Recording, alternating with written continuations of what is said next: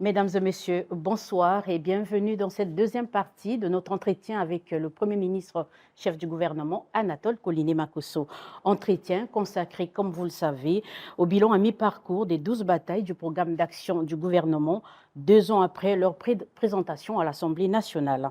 Après donc les batailles 1, 2 et 3, nous poursuivons ce soir avec les 3 suivantes, à savoir une politique sociale juste et solidaire, une culture créative, enfin, une politique d'encadrement et d'éducation de la jeunesse. Monsieur le Premier ministre, une fois de plus, merci de nous accorder ces moments.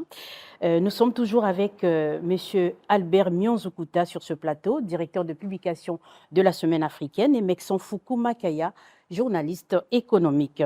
Nous ouvrons donc cet entretien avec la 4e bataille consacrée à la politique sociale. Monsieur le Premier ministre, nous allons commencer par la situation des retraités. Vous avez promis l'amélioration de cette situation. Ce sont des personnes qui ont cotisé durant toute leur carrière professionnelle, mais malheureusement, leur situation est toujours déplorable. Il y en a plein qui ont perdu leur vie par manque de moyens parce que les pensions ne suivaient pas. Il y a quand même une nette amélioration d'après les actions que vous avez menées récemment. Alors, des promesses de cette situation à aujourd'hui, où en êtes-vous avec la situation des retraités, Monsieur le Premier ministre? Merci beaucoup, Madame. C'est d'ailleurs le premier engagement de cette bataille. Effectivement, quand vous parcourez le programme d'action du gouvernement, le tout premier engagement pris par Monsieur le Premier ministre en termes de justice sociale et solidaire était bien entendu l'automatisation de la retraite et l'amélioration de la condition des retraités avec le paiement des pensions. S'agissant de l'automatisation de la retraite, c'est un travail qui est très avancé parce qu'on reçoit de moins en moins des plaintes des compatriotes qui ont fait valoir leur droit à la retraite et qui attendent 6 mois, 1 an avant que leur dossier ne soit traité. Il peut encore y avoir quelques retards dans le traitement des dossiers, mais la situation n'est pas aussi dramatique qu'elle n'a été il y a quelques années. Ce sur quoi nous nous étions engagés et au sujet duquel nous avons fourni beaucoup d'efforts, c'est le paiement régulier des pensions de retraités pour garantir la concomitance avec le paiement des salaires. Nous avions pris cet engagement et on peut considérer que depuis début 2022 jusqu'à aujourd'hui, nous n'avons pas failli. Toutes les fois que nous avons réussi à payer les fonctionnaires, les retraités, au même moment, sinon les quelques jours qui suivent, en leur pension. Il y a 2 problèmes avec les retraités. Le premier problème, c'est celui des arriérés. On avait obtenu des retraités qu'ils acceptent que nous puissions suspendre le paiement des arriérés et mettre les arriérés dans ce qu'on appelle la dette sociale. Et cette dette sociale fait partie d'une dette globale qu'on appelle la dette intérieure. Cette dette intérieure est auditée. Elle est évaluée à décembre 2022 à pratiquement 1045 milliards parce qu'elle prend non seulement les dettes des pensions, mais les dettes aussi d'autres fonctionnaires pour d'autres activités. Elle prend la dette sociale que nous avons, par exemple, avec les sinistres qui ne sont pas gérés. Bon, il y a aussi la dette commerciale. Donc, toute cette dette intérieure fait 1045 milliards. Et nous payons petit à petit. On a privilégié la dette commerciale, notamment des créances d'un montant de moins de 10 millions de francs CFA. Après, on a relevé le montant jusqu'à ce qu'on arrive à éponger petit à petit cette dette. Pour tout ça, avec la décote qui va avec, on peut dire qu'on a libéré pratiquement sur les 1045 milliards de dettes intérieures que nous avons, on a libéré pratiquement 345 milliards. Et l'engagement que nous avons pris, c'est de payer petit à petit pour qu'effectivement nous arrivions à éponger. Donc, on n'a pas encore commencé à payer les arriérés de retraités, mais parce que, après, vous aurez les arriérés des agents de l'État qui sont gérés par le biais des budgets de transfert. Vous aurez les arriérés, par exemple, des agents du CHU. Vous aurez des arriérés des agents de tel hôpital. On dit, tant que nous n'avons pas encore la maîtrise de la ressource qui puisse permettre de prendre en compte tous ces arriérés, il vaut mieux que tout le monde attende. Et nous avons négocié avec les partenaires sociaux. On voit qu'il y a toujours quelques petits mouvements sociaux, notamment avec les agents de la mairie, mais ça ne porte pas sur le salaire en cours, ça porte toujours sur les arriérés. On dit qu'il faut que certainement nos partenaires sociaux comprennent la situation dans laquelle se trouve le pays. Encore que ce n'est pas la première fois que nous avions gelé le paiement des arriérés. Par le passé, vous savez, et c'est même avec le même président, on est arrivé à rattraper les salaires impayés, qui est arrivé jusqu'à 18 ou 20 mois d'arriérés, en commençant par la transition, où entre 1991 et 1992, on avait eu 3 mois d'arriérés de salaire impayés. Entre 1992 et 1997, on en avait eu au moins une douzaine, une quinzaine de mois, et ainsi de suite. Mais il est arrivé un moment, le président avait pris l'engagement, quand la situation financière s'était relativement améliorée, de payer, et on avait épongé tout cela. C'est pour cette raison que nous disons aux partenaires que ça ne vaut pas la peine de paralyser l'activité économique, de paralyser l'activité de production du fait du non-paiement des arriérés, parce que l'État finira toujours par les payer. Ce qui devrait compter aujourd'hui, c'est le fait que le gouvernement, qui s'est engagé à payer régulièrement les salaires et les pensions, puisse le faire à partir de janvier 2022, et c'est ce que nous faisons. Il y a l'alignement au point d'indice 300, parce qu'il y a comme un traitement à 2 vitesses. Vous avez des compatriotes qui ont fait valoir leur droit à la retraite avant 2014. Et à ce moment, nous étions encore à l'indice, je crois, 200.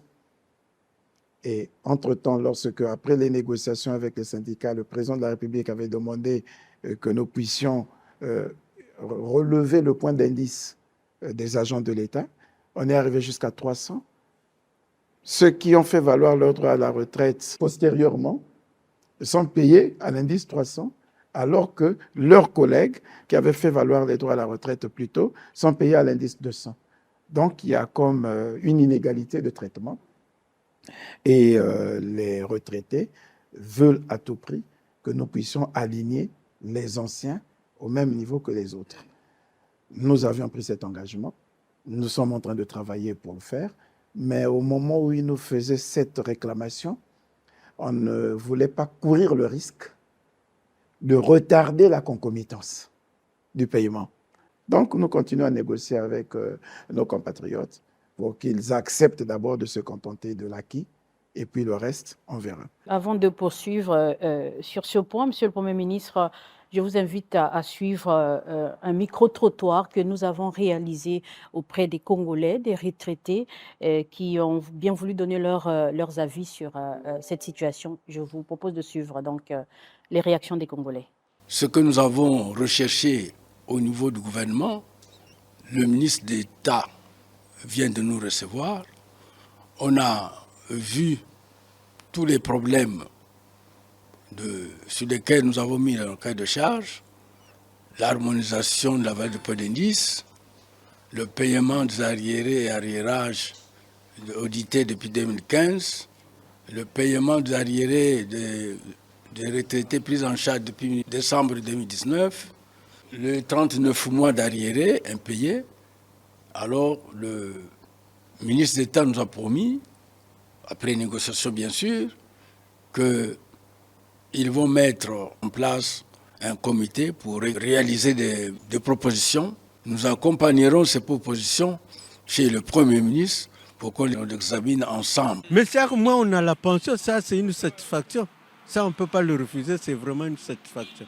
De ce côté-là, le gouvernement a fait un effort. Ils ont régularisé, au moins il y a 4 mois, ça passe tous les mois.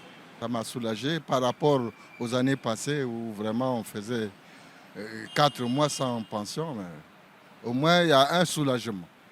Oui, vraiment, il y a une légère amélioration par rapport à la situation d'antan.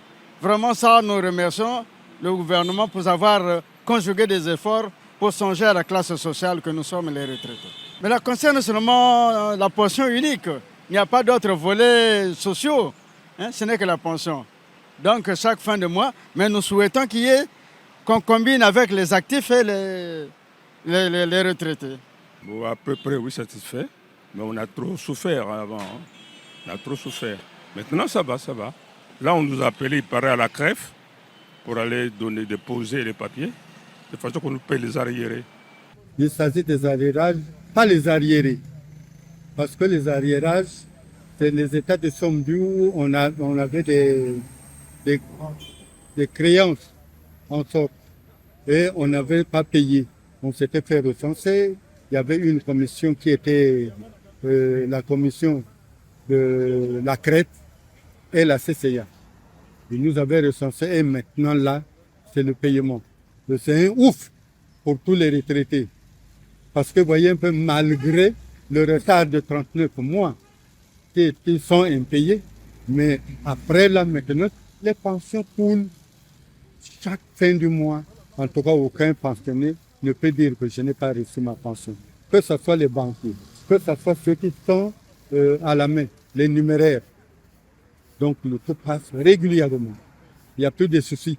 Bon, mais pour le gouvernement, nous leur souhaitons la bonne continuité, qu'on ne lâche pas, qu'on ne revienne pas encore au retard de pension, qu'on continue vers l'avant. C'est ça que nous demandons au gouvernement. Et nous les félicitons pour ce qu'ils font, parce que là, maintenant, là, nous respirons. Maintenant, là, le retraité vit. Donc, coup de chapeau pour le gouvernement. Mais je veux dire qu'on continue à travailler dans de bonnes conditions, qu'on nous mette en condition, et chaque mois, et pour toutes les situations du pays. Petit à petit, ça viendra. Voilà, donc, Monsieur le Premier ministre, ces réactions viennent en quelque sorte vous conforter dans vos réponses, certifier ce que vous avez dit tout à l'heure sur l'amélioration de cette situation des retraités, puisqu'ils le reconnaissent. Hein, le gouvernement a fait beaucoup d'efforts. Un petit commentaire peut-être? Non, juste rendre hommage au président de la République. C'était une directive qu'il avait donnée. Il l'avait dit lors de son discours d'investiture. Il a rappelé, lorsqu'il présentait le message sur l'état de la nation au Parlement réuni en Congrès, et à toutes les occasions, le président disait que nos compatriotes qui ont servi la nation, qui ont servi l'État, méritaient un traitement digne, et des directives sont en permanence données au gouvernement pour qu'il en soit ainsi. Je voudrais simplement me satisfaire de ce que l'orientation du président de la République est suivie et que les retraités eux-mêmes en sont satisfaits. Les autres questions en suspens, nous travaillerons pour l'alignement du point d'indice, nous travaillerons pour qu'un jour, nous arrivions à liquider tous les arriérés qu'ils réclament. Monsieur le Premier ministre, ce qui dérangerait, c'est certainement la récurrence de cette situation qui, au fil des années, tout le temps, on promet l'amélioration. Et oui, on voit des évolutions, mais après, on retombe sur la même situation chaque année. Est-ce que vous garantissez que là, on est parti pour que cette situation soit améliorée de manière pérenne et que les retraités ne subissent plus ce sort que... C'est le changement de mentalité qui s'impose à nous tous. Les crises sont des moments révélateurs qui devraient nous permettre à nous tous de changer notre façon de faire, notre façon de vivre et notre façon de gérer les choses. Voilà. Les crises n'ont pas que des effets négatifs. Hein. Les crises ont aussi des effets positifs parce que si, après tout ce que nous avons connu, nous décidons maintenant de changer nos façons de faire, d'être plus rigoureux, on aura moins de problèmes de ce genre. Je vous prends un exemple. L'État décide que cette zone est mise en défense parce que l'État a peut-être un projet, parce que ce n'est pas une zone où il faut construire. Les populations passent outre l'instruction de l'État. Elles vont s'y installer. Elles construisent leur maison. Le moment venu, l'État dit, moi j'avais dit qu'on ne devait pas construire dans cette zone, puisque j'avais un projet. Je récupère le site pour réaliser le projet. Les populations disent, mais nous, on va aller habiter où? On va donc obliger l'État à trouver une solution à ces populations qui, du fait de leur récalcitrance, se sont installées là où elles ne devraient pas être. Et comme nous sommes un État qui aime gérer les choses dans le compromis, si vous voulez, on veut une gouvernance apaisée. Que va faire l'État? Expropriation pour cause d'utilité publique. Alors qu'on devrait être dans un cas de déguerpissement, parce que vous vous êtes installé là où on ne devrait pas être. Il faut négocier.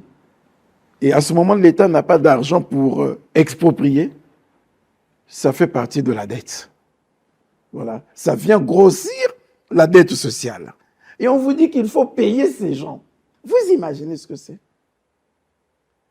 Quand on va commencer à être plus rigoureux, nous-mêmes, parce que cette dette, c'est nous tous qui la payons, on ne se rend pas compte.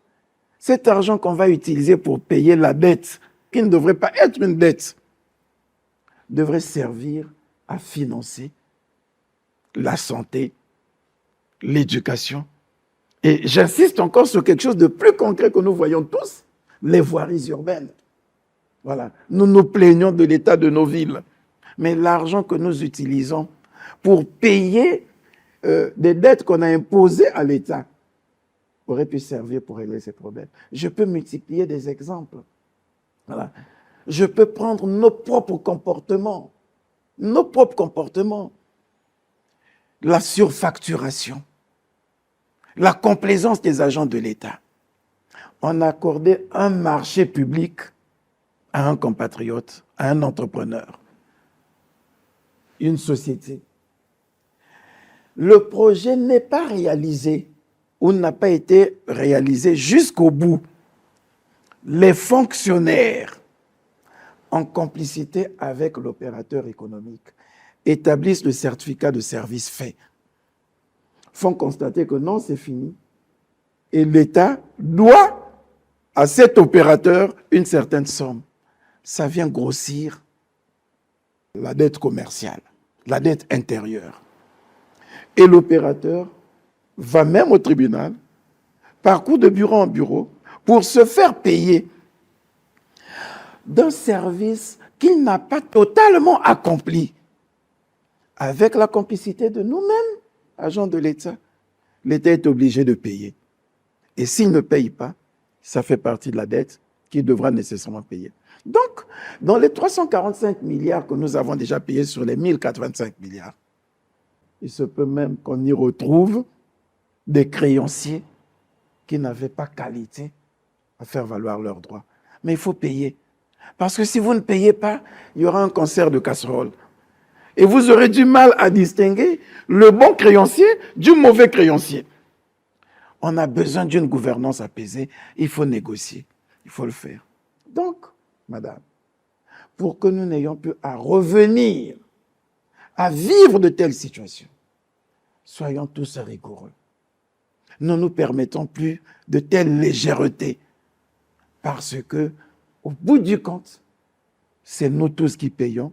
Et nous le payons par quoi? Par la dégradation de certains services publics de base que l'État ne peut plus financer, parce que, au nom de la paix sociale, est obligé de payer des créanciers irréguliers. Permettez-moi de revenir sur, vous savez que l'économie, c'est l'argent, c'est les chiffres, c'est aussi les sources de financement. Vous avez fourni un gros effort, c'est très bien, les retraités l'ont dit. En d'autres termes, vous avez quelque part une maîtrise d'une source de financement ou d'une niche. Est-ce que c'est la même niche que vous devriez mettre à profit en 2024 ou il y aura d'autres niches? Est-ce que vous avez une idée déjà? Nous avons dit que nous sommes en train de faire l'effort d'améliorer nos recettes intérieures, nos recettes fiscales, par exemple. Vous savez, l'État n'a pas plusieurs niches. Ce sont les ressources domestiques, d'abord. Les impôts que nous payons, les IRPP que vous payez, la TVA que nous payons sur les produits que nous consommons. C'est ça la principale ressource de l'État. Et c'est pour cette raison que nous nous battons pour que nous ne comptions d'abord que sur ça, parce que ça, c'est la ressource la plus sûre. Si nous avons 60 000 fonctionnaires, à qui on paye, je prends comme ça un montant, 50 milliards de francs CFA, je le dis comme ça. Voilà. Je n'aime pas donner aux journalistes des chiffres avec exactitude, parce que, quoi que vous fassiez, ça fait toujours l'objet de polémiques. Et on n'a pas du temps à perdre dans la polémique. Je vous donnerai 60 milliards de francs CFA. Vous verrez quelqu'un qui sortira sur la base des calculs qui sont les siens. Il ne cherche même pas à savoir quel a été le modèle de calcul du Premier ministre ou du gouvernement. Il va vous polluer la vie avec ces éléments d'analyse pour distraire les Congolais et nous amener dans des débats de chiffres, dans des débats d'école. C'est pour cette raison que je suis prudent. Vous verrez, je suis prudent. Voilà. Je vous parlerai de ce que nous avons pu réaliser, mais je n'ai pas besoin de vous parler de ce que nous devons payer, par exemple, pour ceci. Voilà. Ce que je vais mettre à disposition pour réaliser un projet, je peux vous dire, je dis oui, nous avons payé ceci pour tel projet, nous avons pu payer ceci pour la dette sociale. Ça, c'est confirmé partout.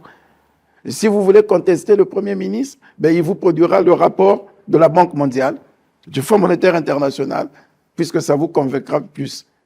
Mais je n'ai pas besoin de vous parler de la masse salariale, et ainsi de suite. Mais je dis simplement qu'au travers de cette masse salariale, on va prélever l'impôt sur les revenus de personnes publiques.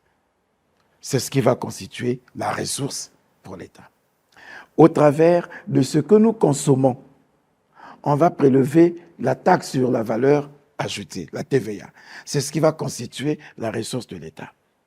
Et quand on aura fait tout ça, on va voir les entreprises, on va prélever l'impôt sur les sociétés.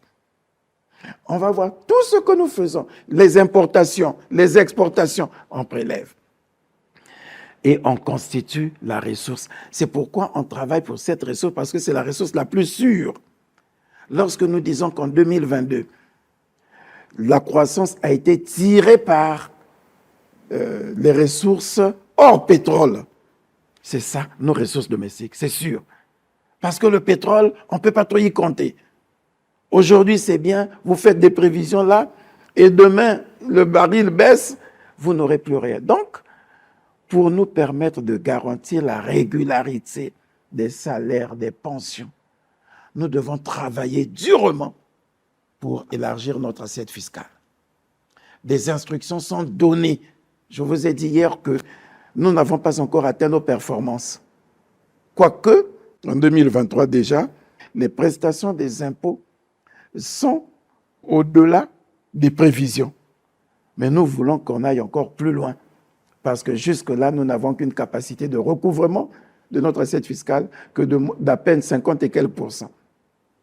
Si nous intensifions le travail, les cas des impôts vont bientôt être soumis à des contrats de performance. On va dire, vous êtes directeur général des impôts, oui. Si ce trimestre-ci, vous n'êtes pas capable de nous recouvrer tel montant, vous êtes défaillant. Voilà. Ça va pousser les gens à travailler, à faire des recouvrements et à nous permettre d'avoir une ressource domestique qui est stable pour faire face à nos charges de fonctionnement. Voilà. Et ce n'est pas pour rien que, depuis 2014, nous n'avons presque pas réalisé des investissements. Parce que la ressource pétrolière n'étant plus au rendez-vous, la ressource domestique n'étant pas abondante, on a passé le temps à assurer juste les salaires. Et c'est pour cette raison qu'à partir de là, vous avez eu du mal à payer tout le monde, d'où les grèves que vous avez eues un peu partout, la mairie, les hôpitaux. Aujourd'hui, on est en train de s'efforcer. Quand on a mobilisé toute cette ressource fiscale, on essaie de payer tout le monde. Voilà. Monsieur le Premier ministre, on va passer à un autre point qui concerne les revenus des Congolais. C'est vrai qu'il y a beaucoup d'efforts. Déjà, au niveau des retraités, on peut dire que c'est quasiment acquis. le paiement régulier des salaires, c'est acquis puisque ça se fait depuis plusieurs années de cette façon-là. Ce qui pose problème, c'est au niveau de l'indice même qui justifie le paiement du salaire de fonctionnaires et d'autres salariés. Aujourd'hui, vous êtes conscient, je l'imagine, par rapport au coût de la vie qui est très cher, qui répond en tout cas pas du tout aux revenus des Congolais de manière générale, malgré les efforts du gouvernement. Ça ne suit pas au niveau des marchés et les Congolais ne s'en sortent pas. L'économie ne triche pas. La vie des Congolais dépend de leur capacité de production. C'est ça les règles économiques. Vous parlez du salaire du Congolais qui ne répond pas à la situation économique, sociale, aux charges qu'ils sont en train de vivre. C'est parce qu'il manque une variable, travail. Voilà. La richesse, c'est le travail. Et on pourra augmenter l'argent comme on veut, augmenter les salaires des Congolais comme nous voulons. Tant que ce ne sera pas accompagné de la variable travail, on aura toujours un train de vie qui ne correspondra pas à notre avoir. Concrètement, si nous produisons beaucoup, nous avons suffisamment de manioc sur le marché. Nous avons suffisamment de légumes sur le marché. Nous avons suffisamment de poissons sur le marché. De la viande bovine, porcine. La concurrence fera que le prix du produit soit bas et accessible à chacun de nous avec le salaire qu'on peut avoir.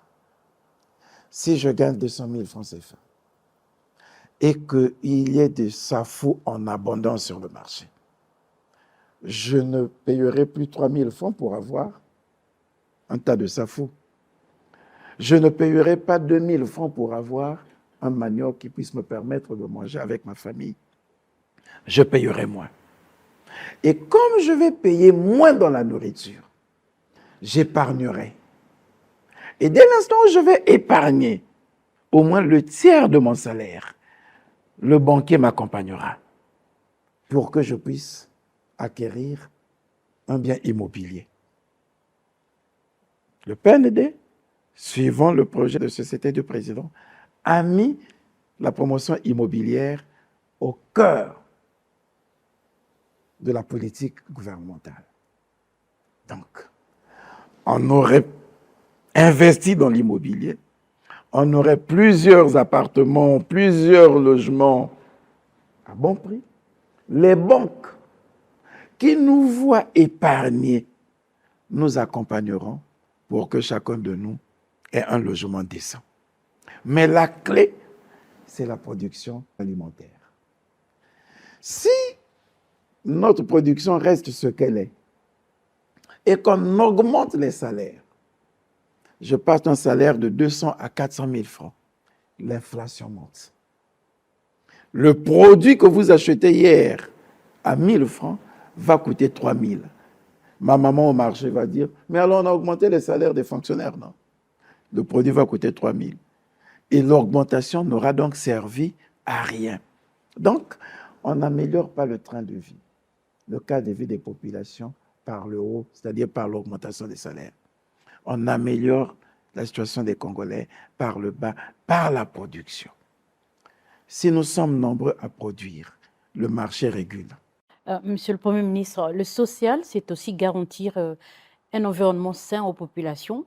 Au niveau des deux grandes villes de notre pays, notamment Brazzaville et Pointe-Noire, on a vu à l'œuvre une société qui s'occupait de l'entretien de la ville et leur rémunération part jusqu'à aujourd'hui des salaires des fonctionnaires qui se voient être amputés d'une certaine somme. Mais malheureusement, on constate que le travail n'est pas au rendez-vous. Il y a des arrêts de travail tous les jours. Il y a des abandons des immondices dans les artères des villes.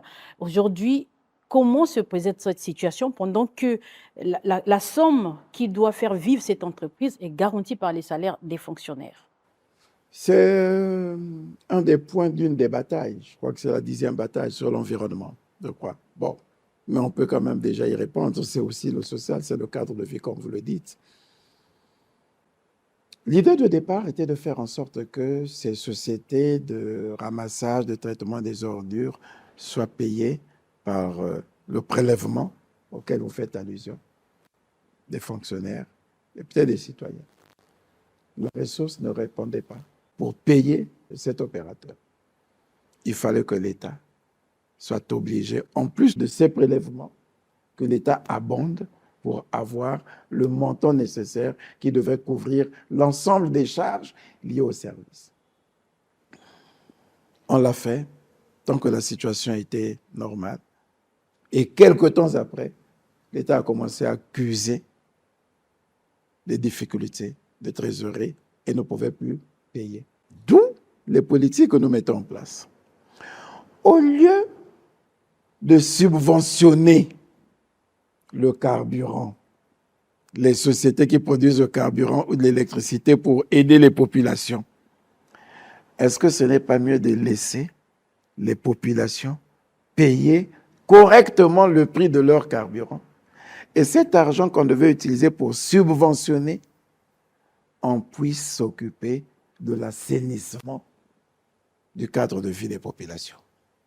Donc, si vous suivez le gouvernement, si vous êtes d'accord avec ce que nous sommes en train de faire, l'augmentation éventuelle du prix du carburant, l'augmentation éventuelle du prix du kilowattheure va permettre au gouvernement de ne plus donner 300-400 milliards aux sociétés de production de carburant, d'énergie, d'eau, parce que vous avez pris la responsabilité vous-même de payer vos consommations. Et cet argent, on va dire, bon, la mairie de Brazzaville, la mairie de Pointe-Noire, vous êtes où? Puisque vous avez une société qui s'occupe de ça, nous payons désormais totalement la société pour qu'on soit sûr que c'est propre. Voilà. Et le prélèvement qu'on fera des citoyens, c'est juste sur le principe, parce que le citoyen doit participer à l'amélioration de son cadre de vie. Voilà. Pour qu'il n'abuse pas, qu'il soit conscient que même si le plus gros lot vient d'ailleurs, mais qu'il soit conscient que non, moi aussi, je contribue à l'assainissement de la ville parce que je paye 1 000 francs, je paye 500 francs, je paye 2 000 francs. Mais le plus gros lot, c'est l'argent. Et lui, il le saura encore, il contribuera par le fait qu'il paye correctement son électricité. Il paye correctement son eau. Ça permet à l'État de ne plus payer l'électricité pour moi et d'améliorer mon cadre de vie. Monsieur le Premier ministre, on a l'impression à vous entendre que nous en sommes à la phase des essais. C'est-à-dire, nous essayons ceci, si ça marche, c'est bon, ça marche pas, on change, on passe à autre chose. Nous en sommes quand même à plus de 60 ans après l'indépendance. Nous n'avons aucune formule pour... Avec quel modèle économique? C'est pas des essais. Nous avons appliqué un modèle économique qui a tenu jusque-là parce que l'État venait nous soutenir, j'ai envie de dire. L'État venait en appoint. Et quand on a fait tout ça, on a mis tout ce que nous avons pour que l'État vienne en appoint de ça. On se retrouve aujourd'hui, c'est vous-même encore, qui avez bénéficié de tous ces services que vous en prenez au gouvernement. Ce n'est pas possible. La ville est dans tel état. L'école est dans tel état. Le gouvernement a envie de vous dire, est-ce que vous savez que c'est parce que nous, on a cru à tel modèle économique dans votre intérêt que nous n'avons pas eu suffisamment de ressources pour régler ces problèmes au rythme où vous les cherchez. Maintenant que vous voyez que la priorité pour vous, ce n'est pas le carburant qu'on paye pour vous, ce n'est pas l'électricité qu'on paye pour vous, ce n'est pas l'eau qu'on paye pour vous, que pour ces 3 produits, vous voulez seulement que nous puissions vous garantir la bonne qualité du courant, la bonne qualité de l'eau, la bonne qualité des voies de circulation pour que vous-même vous puissiez payer le prix qu'il faut. Maintenant que vous avez compris qu'on peut faire ça, c'est le pacte social que vous concluez avec le gouvernement. Le gouvernement vous dit oui, je peux vous dire qu'avec votre engagement, je vais tout faire pour vous garantir la bonne qualité du courant et de faire en sorte que le courant arrive même dans les zones où il ne pouvait pas arriver. C'est ce qu'on commence à faire. Je vais vous garantir la bonne qualité de l'eau et de faire en sorte que l'eau soit de bonne qualité et qu'elle arrive là où elle ne pouvait pas arriver. Je vais vous garantir les vraies voiries urbaines. Puisque je ne finance plus moi ça et vous-même vous avez accepté de financer, moi, je vais prendre tout cet argent pour améliorer ce cadre de vie. Voilà. Je vais maintenant donner aux gens de faire l'assainissement, de nous construire une société de traitement des ordures. On va relancer l'usine des pavés. Monsieur le Premier ministre, à vous entendre parler, et ceux qui nous suivent se posent certainement la question, qui est celle de savoir, enfin, la fin des quartiers précaires. Mais la question que le journaliste aimerait vous poser, en dehors de leur préoccupation, c'est celle de savoir, finalement, dans ces modèles-là, dans quel sens devrait évoluer la ville de Brazzaville? Dans quel sens devrait évoluer la ville de Pointe-Noire pour éviter de tomber dans ces quartiers précaires?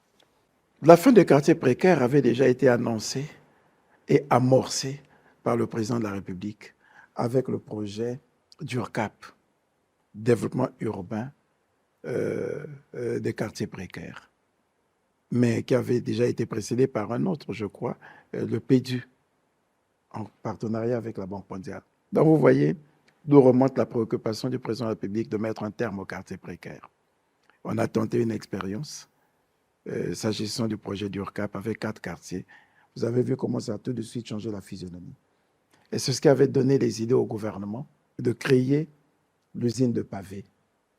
Voilà, créer une société de pavés. La situation économique à partir de 2016-2017 n'a pas permis de faire fonctionner correctement cette société parce qu'encore une fois, nous avions des modèles économiques qui ne cadrent pas avec les défis du développement actuel, mais le gouvernement a pris l'option, vous avez suivi dans les annonces qui avaient été faites, de très vite relancer cette usine de pavés. Et nous allons continuer sous une autre forme avec les ressources du gouvernement, le travail tel qu'il a été initié par le projet d'URCAP, de sorte que ce soit maintenant le gouvernement qui étende ce qui a été fait au niveau de 4 quartiers, Soukissa et puis Mboukou et Chinyambi à Pointe-Noire. On va étendre maintenant cette expérience dans d'autres quartiers. On peut dire que oui, on va s'engager dans un processus qui nous permettra de mettre fin aux quartiers précaires. Et avec l'expérience que nous avons eue du DURCAP, les dispositions que nous venons de prendre pour la relance de l'usine de pavés, les moyens que nous pouvons mettre à la disposition des mairies pour l'amélioration des voiries urbaines, il y a l'espoir qu'on va arrêter avec cela. Mais pas que les voiries, pas que le pavage des ruelles. Je vous ai parlé du travail qui va être fait en termes d'alimentation des quartiers en eau, en électricité. Monsieur le Premier ministre, une préoccupation ou un engagement hyper important, c'est la restauration de l'État et la moralisation de l'administration publique. Tout sera mis en œuvre pour que l'État soit véritablement fort. Un peu plus haut sur l'adoption d'un nouveau statut général de la fonction publique et la réforme du Code du travail, vous envisagez les adapter aux exigences et aux enjeux du moment. 2 questions, vous les avez peut-être imaginées. C'est quoi un État fort et c'est quoi les exigences et les enjeux du moment? Un État fort, c'est celui qui garantit la sécurité des citoyens et la bonne administration de la justice, la bonne administration des situations de travail des citoyens. Par exemple, le service public doit être rendu normalement et que l'État soit présent là où le citoyen se sent en difficulté. Les Congolais s'attendaient à un père fouettard. Quand on a parlé de restaurer l'autorité de l'État, ils ont tourné ça en dérision. Ils pensaient que le Premier ministre viendrait là avec le fouet de la dictature, la rigueur. Non, c'est pas mauvais. On restera autoritaire. Mais l'autorité, ce n'est pas la méchanceté. L'autorité, ce n'est pas la vulgarité. L'autorité, c'est savoir imposer la présence de l'État là où les citoyens ont besoin de l'État pour leur administration. L'autorité de l'État, c'est lorsque vous avez vu Madame la ministre des Affaires sociales, l'action humanitaire, se retrouver là où les populations sont en danger. Quand elle se retrouve tout de suite engagée pour sécuriser les populations à la suite des affrontements entre des citoyens venus de la RDC qui ont exporté les querelles qu'ils avaient là-bas, ici, en territoire congolais, et ont commencé à s'affronter. Le fait pour le gouvernement de dépêcher des services de l'État pour rassurer les populations, sécuriser les populations congolaises et prendre en charge ces populations qui sont venues se réfugier ici, qui se sont sentis à l'aise de savoir qu'ils étaient en milieu sécurisé. L'autorité de l'État, c'est lorsque vous constatez, par exemple, que des populations connaissent un sinistre dans telle localité et que dans les minutes qui suivent, dans les heures qui suivent, l'État est présent, apporte de secours, apporte l'assistance. Oui, l'autorité de l'État, c'est cette présence. L'autorité de l'État, c'est savoir que le cadre qui est à Bétou, Ngamanzoko, qui est fonctionnaire là-bas, n'a pas besoin de quitter là-bas son lieu de travail pour venir suivre son dossier d'avancement. Et que depuis là-bas, il y a un mécanisme qui est mis en place pour qu'il avance régulièrement. Que son salaire qui est coupé, il y a des agents de l'État qui vérifient, qui s'assurent à ce qu'il puisse avoir son salaire à son lieu de travail. Parce que l'administration a été structurée de cette manière. Il y a un chef de service, une inspection, un directeur départemental, et qu'il suffit qu'il écrive par voie hiérarchique. Son courrier va arriver jusqu'à l'administration, et qu'au niveau de l'administration, il y a un chef de bureau qui doit traiter son dossier sans qu'il ne soit obligé de se déplacer. Et que là-bas, il y a un directeur des affaires administratives qui doit savoir que son rôle, ce n'est pas seulement gérer les finances, que son rôle, c'est suivre la situation administrative de tous ses collègues. Que s'il y a un salaire qui est bloqué, que c'est lui le DAF qui doit se rapprocher des services financiers pour savoir pourquoi le salaire de tel cadre infirmier dans tel district n'est pas payé. C'est cette administration que nous voulons construire. Voilà. Et c'est ce qui commence à se faire. Je vous ai parlé tout à l'heure de l'enrôlement biométrique des agents de l'État. Qu'on sache où se trouve chaque agent de l'État et comment, à distance, son dossier administratif doit être géré. C'est revenir avec cette rigueur. Cette rigueur qui devrait amener les administrations, les ministres, à organiser régulièrement les commissions d'avancement qu'on appelle les CAPA pour un meilleur suivi de la situation administrative des agents de l'État. Cette rigueur qui devait nous amener à organiser des conseils de discipline pour que des cadres indélicats ne restent pas impunis. C'est ce qui se fait. Voilà.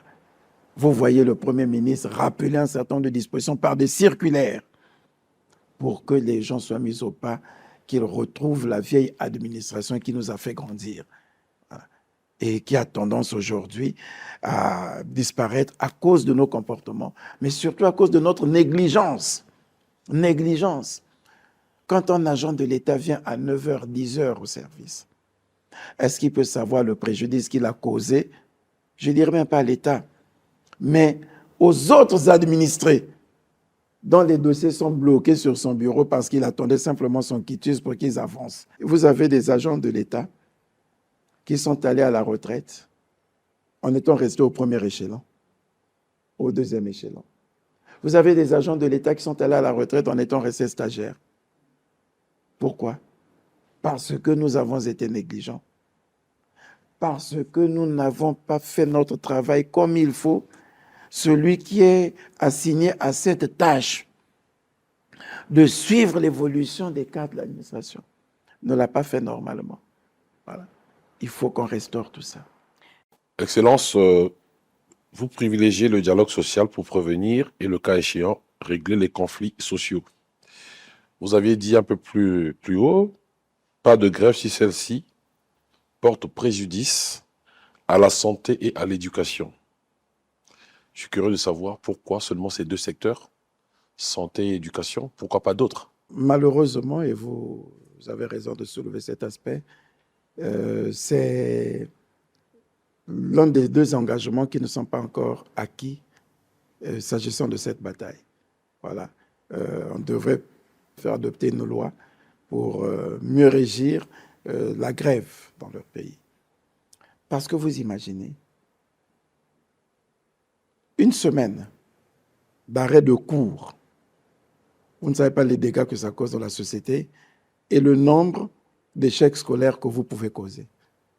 Parce qu'un élève qui n'est pas venu à l'école pendant une semaine, après une semaine, il n'aura plus envie de venir à l'école. Voilà. Il n'a plus envie de venir à l'école et il peut vite décrocher. Donc, quand on fait une grève générale, on arrête les cours pendant une semaine, 2 semaines, 1 mois. Vous ne savez pas le tort que vous avez causé aux enfants. Parce qu'il suffit simplement qu'on ait une année blanche pour que vous ayez au moins le 10e, sinon le 15e de la jeunesse qui se mettent en décrochage scolaire et vous ne pouvez pas les rattraper. C'est pour cette raison que nous ne supportons pas des grèves générales dans l'enseignement. Ce n'est pas simplement du fait du gouvernement, mais c'est parce que nous sommes conscients des dégâts que cela cause dans la société pour l'avenir. Le décrochage scolaire sera important, il ne peut pas le rattraper. La santé aussi, c'est pareil. Je crois que nous avons tous été malheureux de voir qu'un CHU soit resté pendant des mois sans travailler, sans qu'il y ait le moindre service ouvert. Le problème que nous avons, c'est que quand les services ou les corporations se mettent en grève, ils pensent ne faire mal qu'au gouvernement. Ils ne savent pas le mal qu'ils font aux compatriotes, aux concitoyens.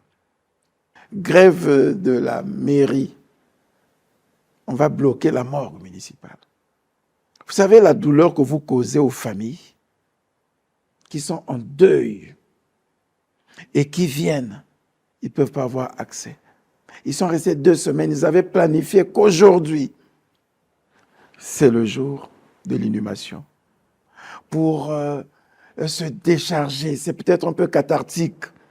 Voilà. Il dit, bon, on va enterrer pour que ça finisse. Hein, pour qu'on se libère du choc.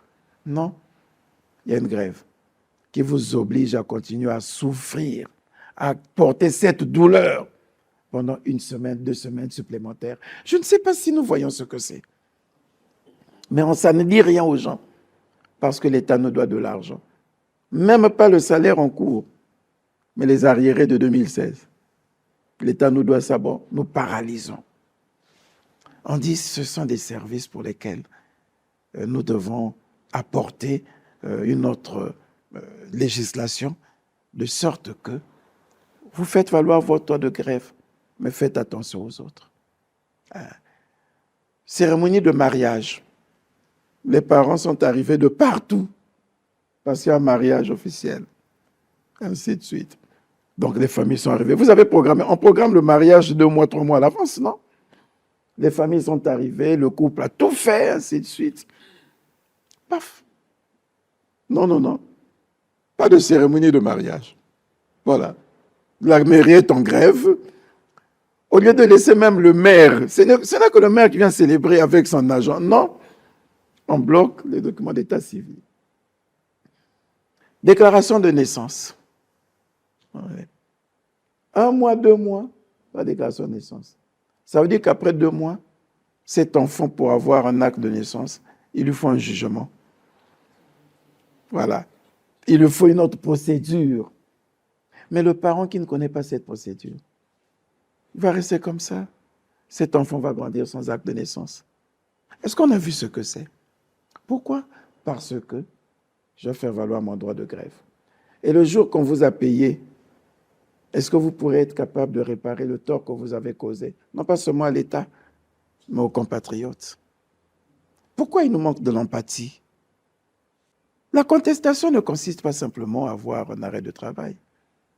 Et même quand vous décidez d'un arrêt de travail, ce n'est pas l'arrêt du service. C'est pour cette raison qu'on prévoit le service minimum. Pourquoi, au nom de la grève, vous allez empêcher que même on recrute des bénévoles pour aller travailler à la morgue? Pourquoi? Ça devient de la méchanceté. L'État a dit, OK, vous ne voulez pas travailler, il n'y a pas de problème. Je respecte votre droit de grève. Le temps que nous continuons à discuter pour qu'on comprenne. Parce que l'État ne se passera jamais de vous toute la vie. Non. Mais il dit, mais pendant ce temps, je vais mettre l'armée, je vais recruter des bénévoles pour aider les familles à en finir avec leur deuil, à aller déposer les restes de leurs cimetières. Vous quittez là-bas. Non, vous venez faire obstruction. Comment? Vous avez dit, vous ne travaillez pas, vous avez raison, c'est votre droit de grève. Mais laissez-les faire. Même qu'elles-mêmes viennent laver la dépouille de leurs parents pour aller l'ensevelir, pour s'en occuper. Vous venez faire obstruction. C'est ça le droit de grève? Méchanceté. Pourquoi ne pas interdire la grève finalement? Non, c'est un droit.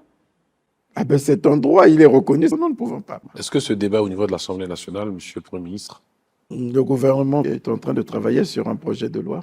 C'est pourquoi je dis que c'est un engagement qui n'est pas encore acquis, mais parce que nous travaillons et on voudra prendre toutes les précautions pour que lorsque nous allons statuer sur ça, et qu'on ne vienne pas nous opposer des arguties. Ouais.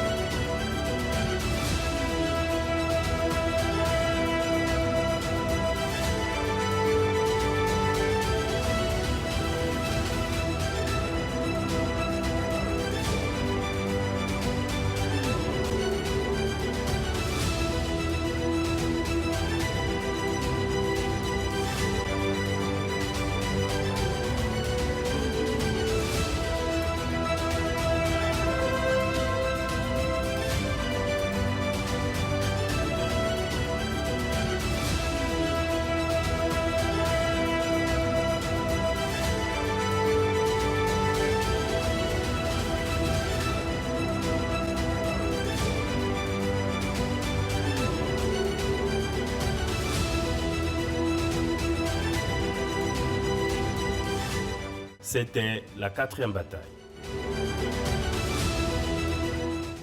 Voilà, le projet est en sentier. Sur ce, je pense que nous avons bouclé avec ce volet qui concernait la justice sociale. Merci en tout cas, Monsieur le Premier ministre, pour tous ces éclairages que vous avez donnés sur ce point. Nous passons à présent au volet suivant qui concerne la bataille 5. Il n'y aura pas d'avenir prospère pour le Congo sans une culture créative. Monsieur le Premier ministre, j'ai ce privilège de vous poser cette question, quelque peu embarrassante. Quelle est la politique nationale mise en place pour relancer les arts de manière générale en République du Congo et surtout rendre la créativité culturelle compétitive hors de nos frontières? C'est déjà la valoriser, la promouvoir. Et il y a une loi qui a été prise depuis 2000 qui porte une loi d'orientation sur la culture. Et c'est le travail qui est en train d'être fait par Madame la ministre de la Culture. Susciter des talents, promouvoir les talents que nous avons, développer davantage d'activités culturelles. Il y a la loi Motom sur le statut de l'artiste. C'est déjà un pas important qui puisse permettre effectivement de placer la culture au centre du développement de notre pays. Avez-vous déjà été au cercle culturel Sony Laboutanzi? Vous aimez ce cercle? La photo que vous voyez, ça vous plaît? Non, pas du tout. Je crois que la politique du gouvernement consiste à réhabiliter tous ces établissements qui sont des établissements mythiques pour la culture de notre pays et même pour l'histoire de notre pays. Comme il est envisagé effectivement la réhabilitation du Centre de formation et de recherche d'art dramatique, le CEFRAD. Je sais que vous me parlerez certainement de cela puisque vous avez commencé à en citer. Et le cinéma, Monsieur le Premier ministre, le Congo a des cinéastes, il y a des producteurs, mais il n'y a pas de salle de projection. Les anciennes salles ont été transformées en église de réveil. Je ne suis pas contre qu'ils ne m'en tiennent pas rigueur, ces pasteurs, mais c'était les salles de l'ONACI à l'époque. Où est-ce qu'ils vont s'exprimer, ces cinéastes, ces réalisateurs? Oui. Est-ce que ça ne devrait pas aussi être une activité privée? Pourquoi penser que c'est toujours l'État? Au départ, il y avait ces centres parce qu'il y avait l'Office national du cinéma. On revient encore aux offices. Est-ce que tout devait être le fait de l'Office? Ce n'est pas le travail de l'État de faire du commerce des films. Non. L'État régit, réglemente, regarde si les films qui vont être projetés sont compatibles avec la culture de notre société. Il n'y a pas de souci. Mais ce n'est pas à lui de faire le commerce du film. Ceci dit, pour la culture, le vaisseau amiral de notre culture, c'est aussi le FESPAM. Il a été donc relancé à partir de CBT, mais pourquoi l'étape de Paris? Les Congolais ont jasé, ça coûte beaucoup d'argent.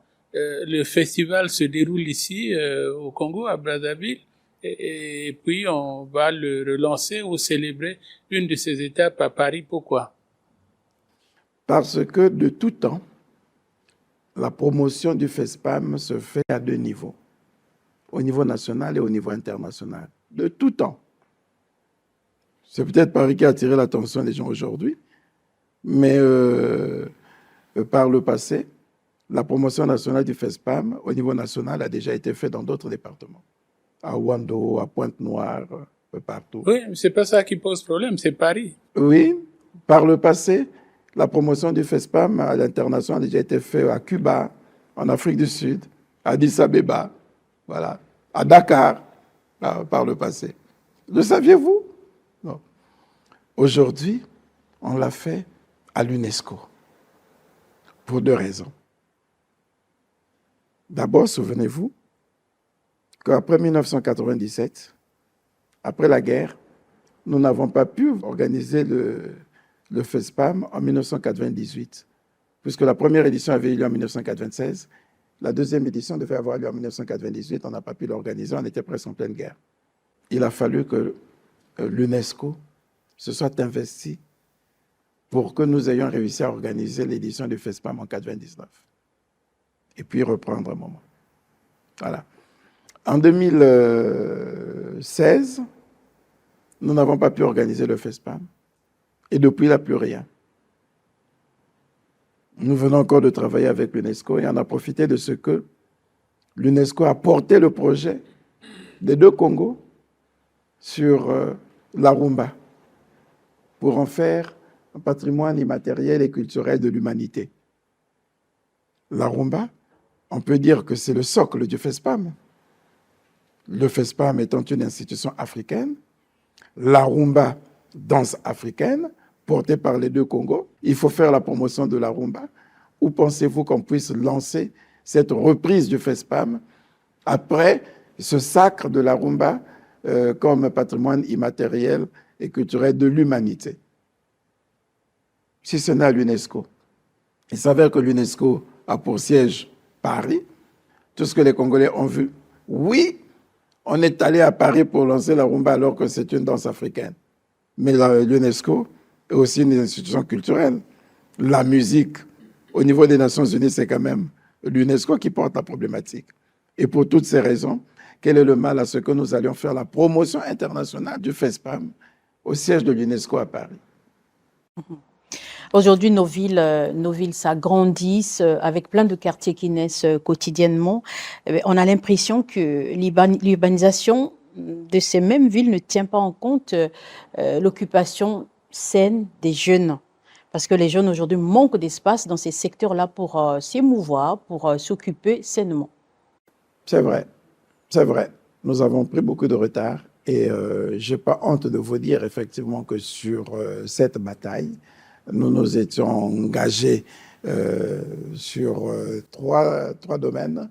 Et on peut dire qu'aucun n'est acquis. Un seul est en cours, mais les deux autres non, c'est-à-dire le développement d'espaces culturels en faveur des jeunes, la construction et l'animation de ces espaces.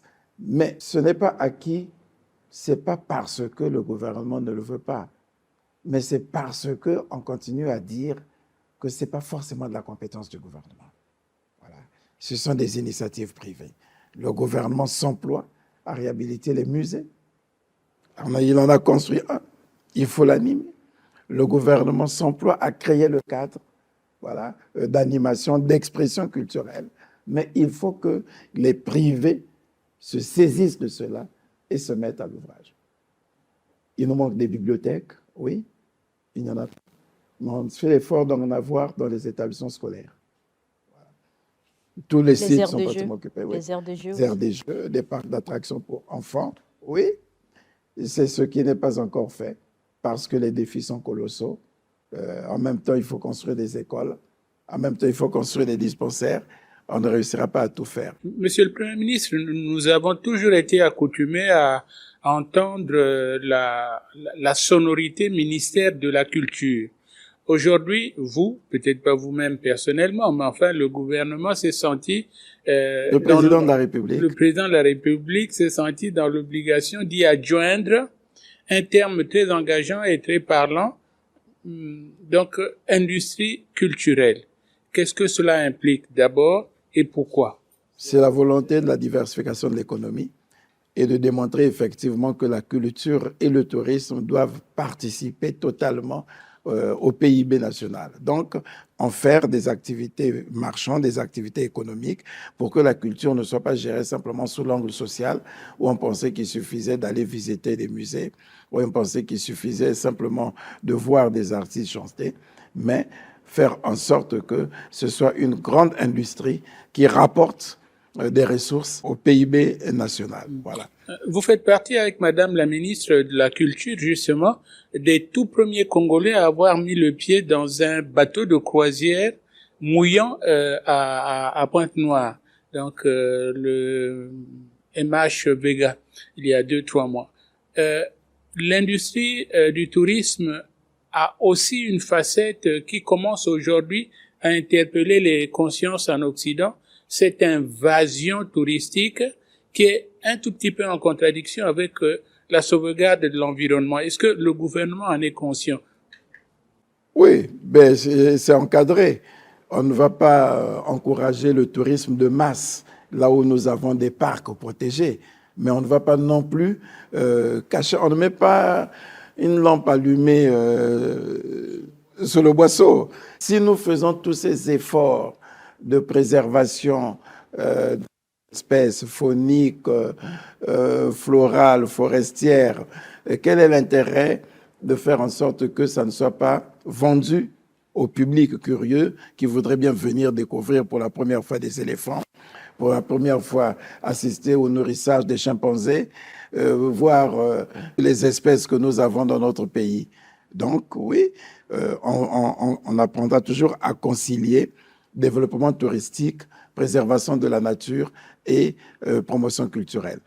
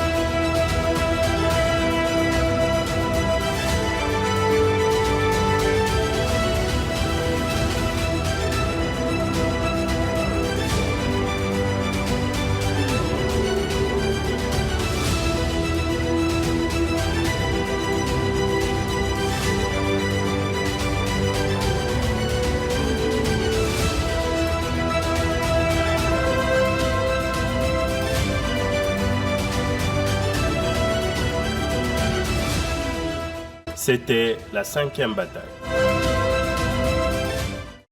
Je pense qu'avec ces réponses données par le Premier ministre, nous avons compris les enjeux de l'action gouvernementale sur la valorisation de notre culture. Voilà, donc merci pour ces précisions, Monsieur le Premier ministre. Nous passons à présent au point suivant, au volet suivant qui concerne la politique ambitieuse d'encadrement et d'éducation de la jeunesse.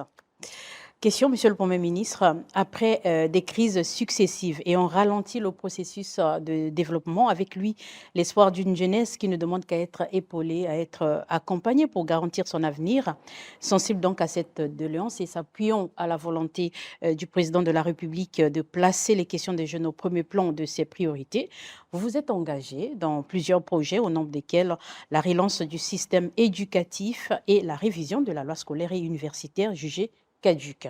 Et avec cela, la réforme de l'enseignement technique et professionnel pour renforcer le capital humain tout en mettant un accent particulier sur l'adéquation formation-emploi. Aujourd'hui, on essaie de voir une certaine évolution, mais ce n'est pas encore assez, Monsieur le Premier ministre. Où en êtes-vous avec ces projets? Nous attendons à ce sujet la restitution des travaux des États généraux de l'éducation, de la formation et de la recherche. Un chantier que nous avons ouvert tel que nous l'avions promis, vous venez de le dire. Et le haut-commissaire est arrivé pratiquement au terme du processus et nous attendons la convocation des États généraux après une cérémonie de restitution. Et nous avons été accompagnés dans l'affaire par l'UNESCO, la Banque mondiale, la société civile, les collectivités locales, les Congolais de l'étranger. Et nous pensons pouvoir disposer sous peu d'un état des lieux exhaustif et revisiter la loi scolaire, comme vous l'avez dit, et universitaire qui date de 1996. Donc, pratiquement bientôt 3 décennies.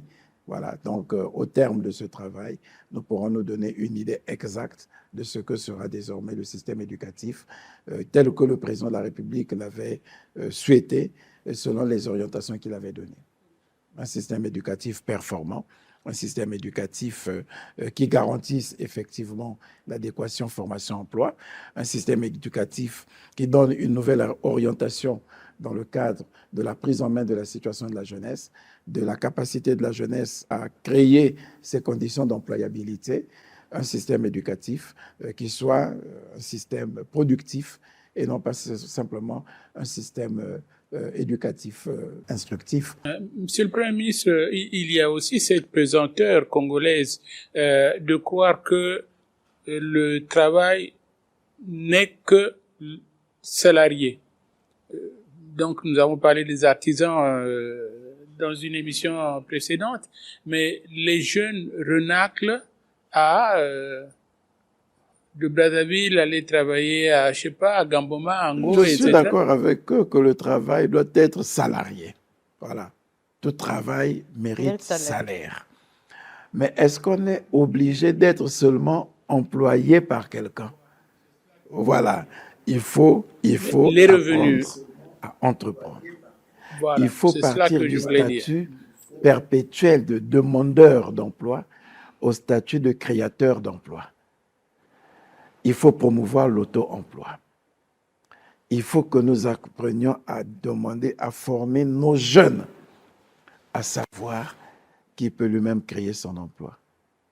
À Brazzaville, à Pointe-Noire, à Gamboma, à Ouesso, les opportunités ne manquent pas.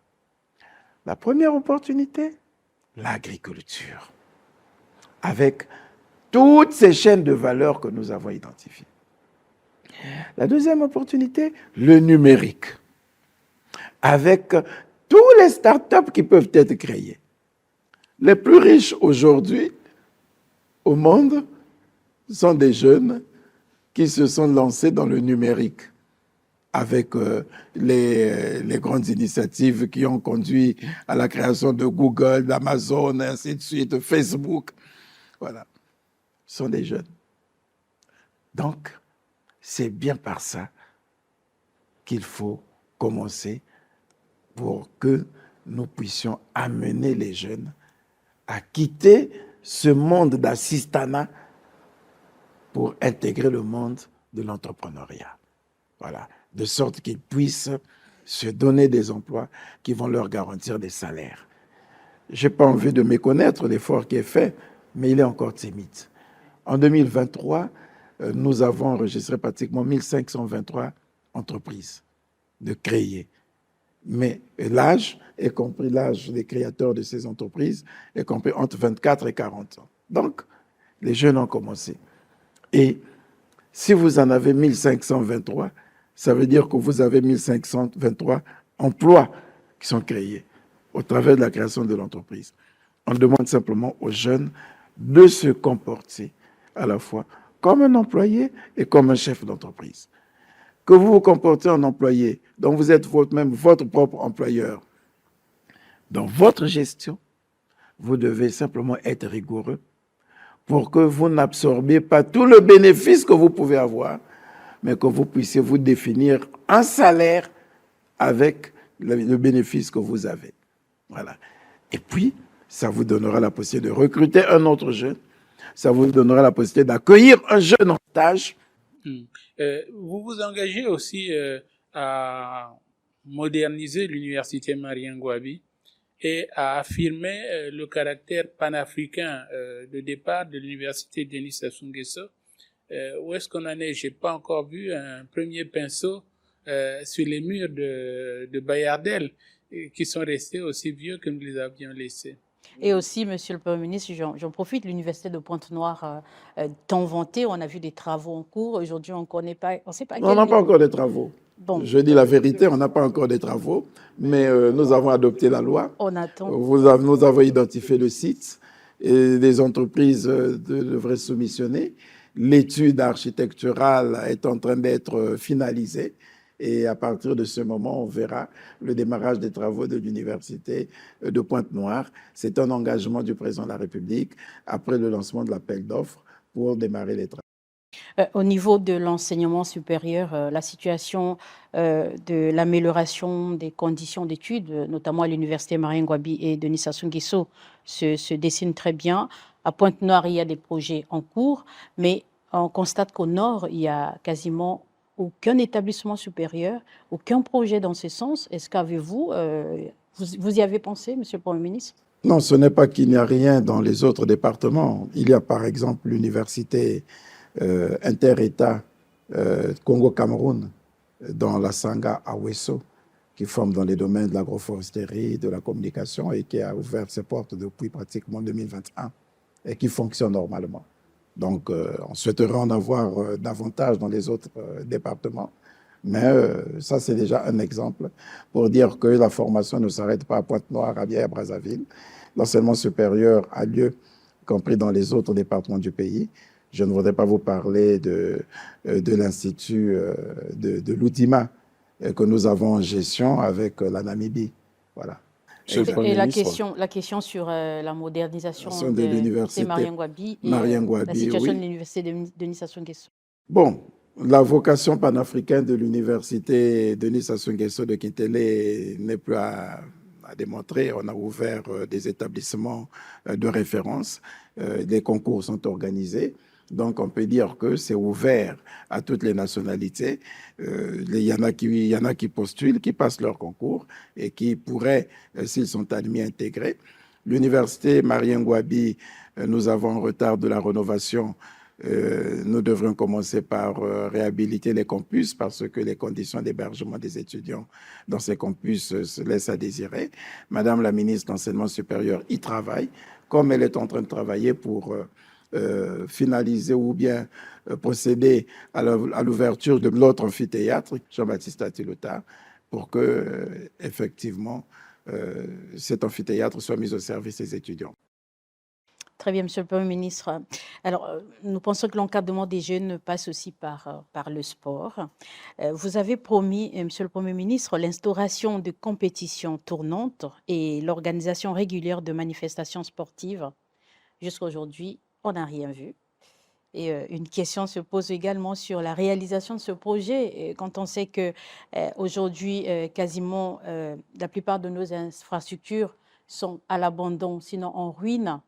On prend l'exemple du stade de Kintélé, qui a été un projet bien porté par le président, salué par l'ensemble de la population. Mais aujourd'hui, ce projet est bradé par les actes de vandalisme, mais aucun acte de répression. On a l'impression que le gouvernement est silencieux, n'en tient pas compte. Alors, comment réagissez-vous face à toutes ces préoccupations? L'inconscience et l'incivisme, comme nous le disions tout à l'heure, c'est à divers niveaux. Et on n'a pas compris que ces institutions qui étaient sous la garde des agents de la force publique aient connu cet état de sabotage, on pourrait se permettre de le dire. Mais toujours est-il que nous travaillons pour que toutes ces infrastructures soient désormais sécurisées et qu'elles soient réhabilitées. Ça demande de l'argent, c'est ce que nous déplore souvent le président.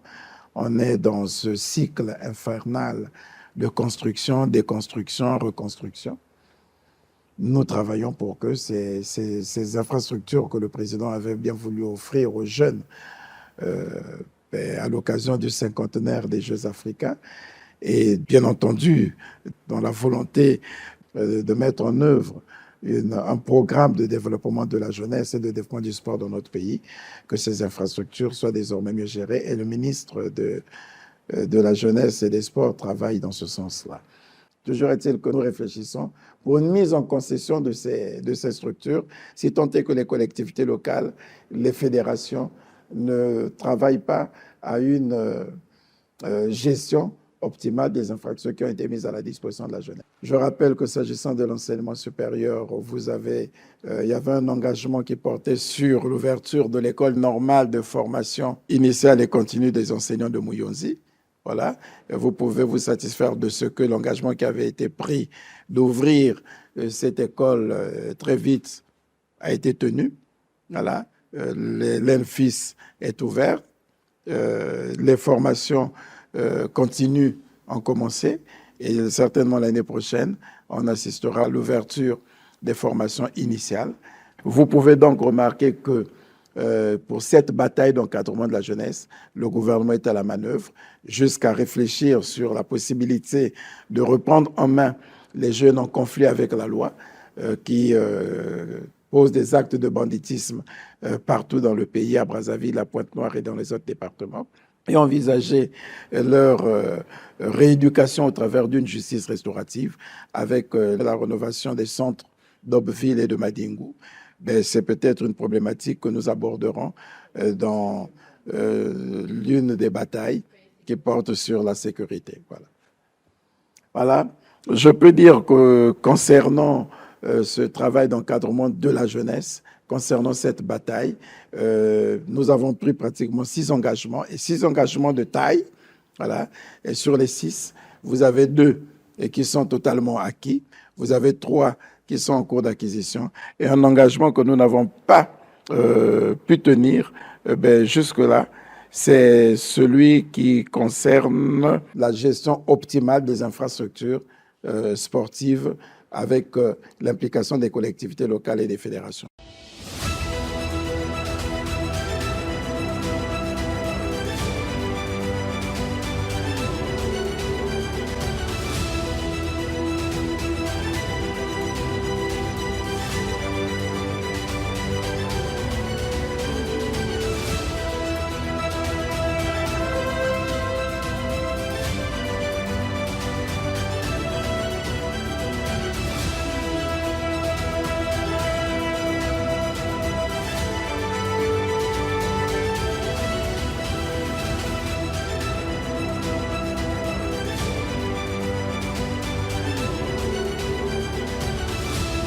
C'était la 6e bataille.